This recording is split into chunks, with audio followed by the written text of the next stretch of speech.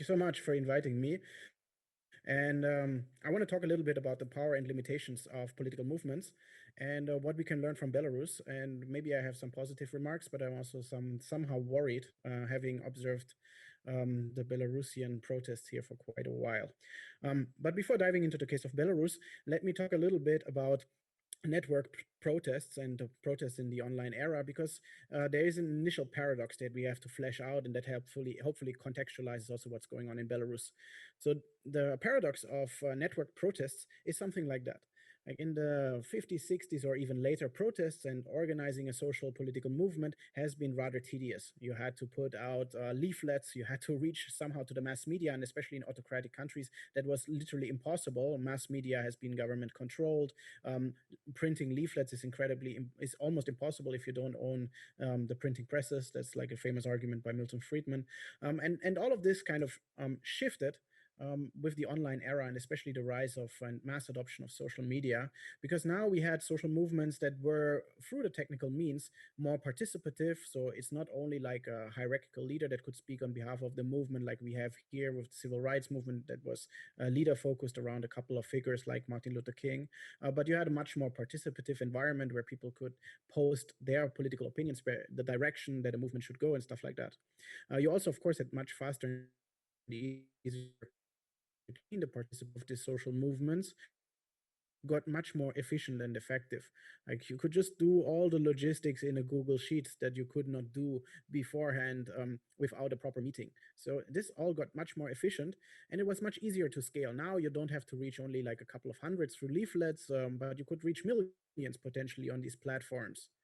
And that's why we saw the rise of mass protests in the internet age, like most famous the Arab Spring, but also in Turkey, the Gezi Park protests, or nowadays, like even in a country like Belarus, where again, like you have classical autocratic structures of a state-controlled media, very low participation in civil society, and the like.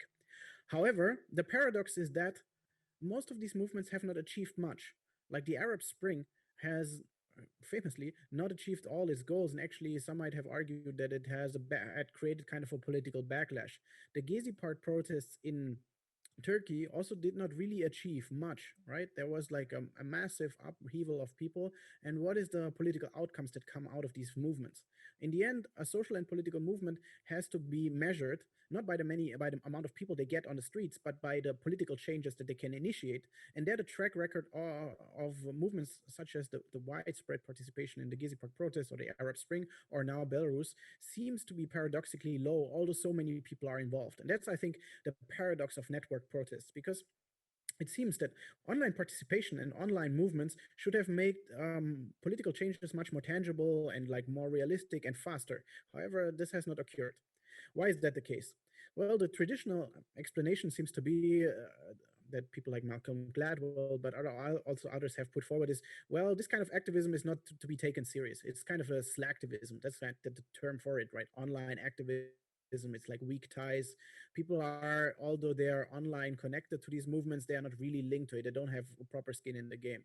However, I don't think that this is true. Also, not in the case of Belarus, people are really involved here. They have lots of solidarity. They bring their families to it. It's really it's proper involvement. It's not like something that is a weak tie involvement. I think rather three features that I took from Zenit Tutekci's famous book on Twitter and tear gas are crucial to understand the problems of online social movements or of mass networked social protests. One is there's a signal confusion. I don't think that we can measure the power of a movement by the amount of people they bring on the streets. It's much easier to bring on the streets. In the attention economy, you can get and reach to a lot of eyeballs, and you can mobilize for a low involvement activity such going on the streets. So this is not the old representation of the strength of a movement. In the past, we have measured the strength of a movement by the amounts of people that they could put on the streets. And that was like a good signal to see how strong of a political movement that is. How many people do they mobilize on the streets? I don't think that this applies to the internet age as much as it applies to all social movements. Then there's a platform confusion. Social media is not designed for social movements. Even though you reach your audience on Twitter and Facebook, this is not a platform where you want to have them. Because think of just meeting efficiency. I worked in politics for now like 15 to 20 years. So this is, for me, you want to go into a political movement and it should be efficient and effective, right? Facebook and Twitter are not designed for effective gatherings of your movement. It's endless discussions because their business model is to keep you as long as possible on the website, right? So it's exactly the opposite design. So the platform doesn't fit the purpose. And I think that is also something that Tufekci is like really working out there. Why some of the Gezi Park, or which is so famously Twitter, very Twitter heavy, or the Arab Spring, which is Facebook heavy, could not succeed. And the last point that I want to make is, well, there's a status confusion. Um, if scaling is too easy for you as a movement, you forget that you are very small, that you are very premature, that you don't have the political goals, that you don't have the strategy yet out there. Because if you can bring hundreds of thousands, like we see now in Minsk, on the streets, it gives you the impression that you are a large scale political movement, something that is to be reckoned with, something powerful, something that the established parties could only dream of. However, as I said, this is a confusion because the amount of people on the streets do not tell you how powerful in terms of capacities your movement is. So you basically, because it's so easy to scale the digital age, you overestimate the power of your movement, and that leads you to skip steps that you cannot skip, like capacity building for your organization, deliberating about your political goals, proper political decision making, stuff like that, that a movement needs. So you see already here, I'm more with Zainab in like advocating the proper capacity building of a movement. Nevertheless, I don't think that we should downplay the role of the opposition movement in Belarus. In Belarus, we have seen before the elections in the beginning of August a tremendous achievement of what this social movement could do. In the end, this movement um, did something that no opposition in Belarus could do in the last 20 years, namely to clearly show that there has been election falsification and that Lukashenko is not a legitimate president. By the means of their coordination, they displayed how rigged the election was by, for example, showing how many times like they folded their election ballots many times. So you could see from this election box how many people would vote for the opposition candidate, Svetlana Tikhanovskaya, and how many voted for Lukashenko, which you actually cannot really see here in this ballot because it's so low. They also have independent observers, although they were not sent from the big organizations like the OSCE. They have been independent. People put on almost all big voting booths in at least Minsk to do exit polls. So the movement has achieved quite a lot. They also achieved after the elections strikes in big companies. They achieved a women's march. They achieved even a coordination council to transfer on power. So in terms of political outcomes, this movement has achieved quite a lot. And therefore, the criticism that I just laid out earlier on doesn't seem to be really applying to the opposition movement around election time in Belarus. However, what we are seeing right now is maybe there is a difference between the Arab Spring, Gezi Park protests, and the Belarusian opposition movement.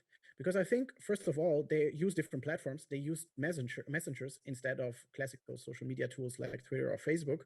And this allowed them to actually benefit from one specific technological platform that prevented the hijacking of autocratic structures. So, for example, we know how easy it is to take down for some of the autocratic countries certain platforms, like, for example, Facebook or Twitter in China, but also in other countries. Like whenever something happens in Turkey, immediately social media is shut down. And this was also the attempt that the Lukashenko regime was trying to do. As you see in this chart here, almost all social media platforms were shut down. However, due to the support of Telegram Messenger and their executives, which have built an infrastructure basically circumventing these kind of shutdowns, Belarusian opposition was able to coordinate. And this led to like a massive increase of the Telegram Messenger. And this cannot be emphasized enough. Telegram has not been super crazy over popular in comparison to other post-Soviet countries. Like in Russia, I think more people use Telegram in their day-to-day business than in Belarus even. However, after the election, this just kind of exploded because it was the only means possible, and it made coordination very effective. So it didn't fall for the trap of Twitter or Facebook that I mentioned earlier on. And that was one of the success recipes why this movement was so efficient in its coordination. So I think this movement to messengers and the political power of messengers in terms of coordination is something to really learn.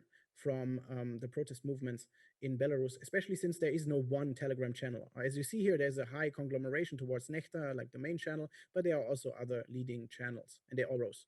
However, and I think this is the one that is more important, in the beginning, this movement was not fully decentralized. It was a hybrid movement with some centralized political leadership elements.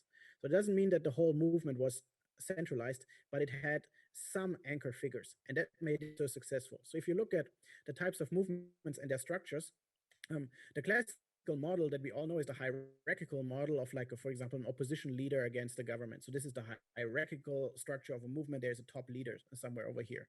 And then you have more fragmented models like the connective model that we saw in Euromaidan, where it was really deconnected, decentralized, right? And this had one advantage. Of course, you cannot take that down. So in an autocrat, structure, this is something preferable because you cannot just take down the leader like Lukashenko did over the last 20 years. Whenever there was opposition emerging, he just took down the leader, and then kind of the movement bled out. However, that's something you cannot do with a more segmented or fragmented movement, as we see here. And that's why we had in 2017 in Belarus, when the famous anti-parasite law protests happened, you had already a segmented movement forming on Telegram channels, but also on other various channels with different certain hubs where people could coordinate. However, I don't think that this is what happened in Belarus 2020. What happened in Belarus 2020 is what I call the Navalny model. The Navalny model is highly devised kernels of coordination with one hierarchical figure on top, or certain hierarchical figures on top, like Alexei Navalny is in Russia. And I think something like this has worked in the beginning very powerfully in a Belarusian context, where you had Svetlana Tikhanovskaya and her campaign, driven by political experts, we have to be clear about that, at the top. That made them hard to attack for autocrats, nevertheless, because to a certain degree, the structure of all these Telegram channels and all these coordination points was decentralized enough. But it also worked, and it also worked well enough because in low trust societies, or in low trust political societies, like especially in the post-Soviet space, you don't want to build your opposition movement around one political leader with a political party. People are very skeptical about politics. People want to be kind of anti-establishment, sense they perceive politics. So this model actually worked. It had a leader, a coordination figure, but it was not prominent enough to say, oh, there's a party, there is a classical political scheme behind it. But instead, it was as a movement organized with a coordination panel, which was the campaign of Tikhanovskaya, and certain fragmented elements to support. All Telegram channels basically supported the Tikhanovskaya campaign and were not explicitly coordinated, but followed their lead. So whenever the Tikhanovskaya channel put something out, the other channels would basically spread the message and kind of frame it in their way. So what ultimately this good message needs, what I basically suggest with this is, decentralized movements have their advantages, but they should not give us full hope. Here's the reason why. Because if you have a too fragmented movement, you don't have this coordination process. And over time, mixed messaging will come out. And this is what we are seeing right now in the 50th day of protest, or today, 52nd or 51st day of protests in Minsk. You see mixed messaging from opposition channels, because these kernels of steering the movement have, to a certain degree, diverged in their own directions. Channel, it's more confrontational. In the beginning, it called for confrontation. It reported some stories that some might even consider as fake news, like Lukashenko fled to Turkey, or that there has some people be killed in the protests, stuff like this. Then you have a movement that this whole part is very cynical about, like, meme culture. It's my favorite channel though, so I don't want to take it down too much, but it's very meme based, very funny. It's like, I can link to that. And then you have the serious journalists that do opposition reporting for many, many years, like Tutbay or Vesna, human rights movements. And people in the protests, they now get these mixed signals from all these various channels. There's no central coordination point anymore with the Tikhanovskaya campaign. So this decentralized movement has become fully decentralized. And that leads to confusing messaging, mixed messaging that people are receiving. And over time, I predict from my past experiences in the space that this could lead to potential disengagement to people. Like, because they become more cynical about politics again. And once you become cynical about the political sphere, about the public sphere in general, you basically enter into the autocrat playbook. That's what they want to have. This is the Trump playbook. This is also the old school Putin playbook, to make politics so cynical that you don't trust anyone anymore, because you receive so many different signals, even from within movement, there's no central coordination point anymore. And therefore, you disengage over time because this is just not encouraging, and the movement has skipped too many steps. There's no real directionality with political goals and aspirations to it. So, my final remark is well, large scale political protests can achieve political change. Whether they can do so in Belarus remains to be seen because it depends on the underlying structure. At the moment, there's no central coordination, messaging, directionality to it because of the lack of political leading figures or political structures, so to say. So it's not that 100,000 people on the streets can change the world. They need to have the proper coordination mechanisms, and they are sometimes very old school, I have to say, and they don't have that in Belarus because of past experience. So what happens out of all of these protests is to be seen. I hopefully gave you a little overview of what the powers of a decentralized movement, and especially autocratic governance structures, are, and showed you some of the limitations. I hope it gives you some good ideas how to think about social political movements and how they should be arranged and how they look like in the digital age. Thank you very much, Sven, for the presentation.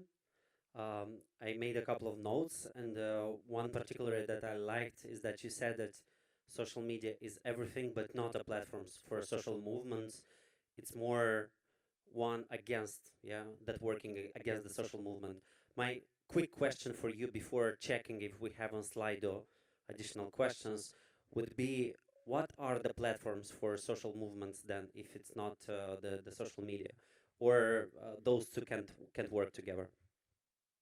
Yeah, I think that is the one of the learnings from Belarus. I think that is interesting that this move away from social media and moving towards messaging apps, where you have the political support to a certain degree from the top level. Like Telegram was founded by, I wouldn't say Russian dissidents, but people who are very critical of the regime, the founders of VKontakte, right? So this I think could be something to learn for other political movements to use the messaging services in the way the Belarusian opposition does. Because now, in the beginning, people thought like messaging app is always something private. You will not enter into like political broadcast on your messaging apps. Like it would be weird if CNN is broadcasting to us on WhatsApp, right?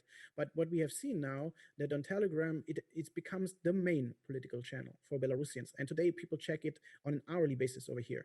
And you see the explosion. I have it here somewhere of a Nectar channel. Now they have like a in a country of 9.5. Of course, not all of them are Belarusians, but I think this is a move that should be on the agenda for many social and political movements in the future. And I think they will explore it, learning from the Belarusian experience.